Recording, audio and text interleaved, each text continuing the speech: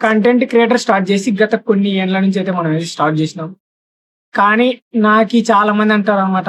"నీ కంటెంట్ బాగుండదు.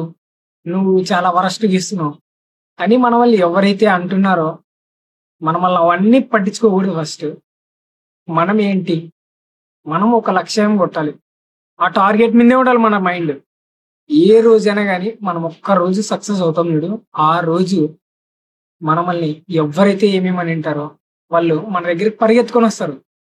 కానీ వాళ్ళు మన దగ్గరికి పరిగెత్తుకొనొచ్చినా మనం అప్పుడు వాళ్ళకి దొరకం. ఎందుకంటే మన స్థాయి మారిపోయుంటదప్పుడు.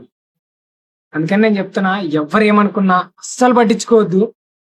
వాళ్ళేమనుకుంటారు, వీళ్ళేమనుకుంటారు ఇవన్నీ పక్కన పెట్టేసి, మనమేం జేయాలి అనేది మాత్రమే మనం ముందుకైతే వచ్చి ఫోకస్ చేయండి అంతే నేను చెప్పేది. చాలా మందికైతే చెప్తున్నా.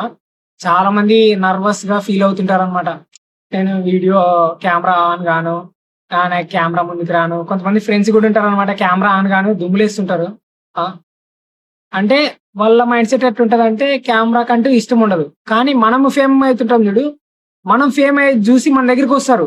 కానీ వాళ్ళెందుకు కెమెరాలోకి రారు? ఆ! నేను ఇదే జెప్తున్నా. మనకు వాళ్ళు సపోర్ట్ జేస్తలేనట్ల అది.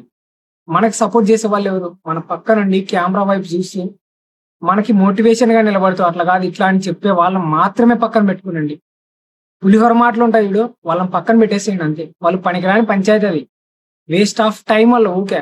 మనమల్ని ఊకే మనం ఒక వర్క్‌లో మనం వెళ్ళేటప్పుడు వాళ్ళు మధ్యలో వచ్చి గెలికే టైప్ అన్నమాట.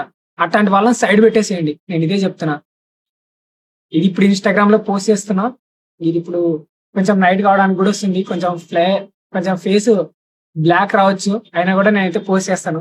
ఓకేనా? ఇది ఎటువంటి ఎడిట్ లేనట్ల నేనైతే ఇప్పుడు పోస్ట్ చేస్తున్నాను. Thank you so much guys.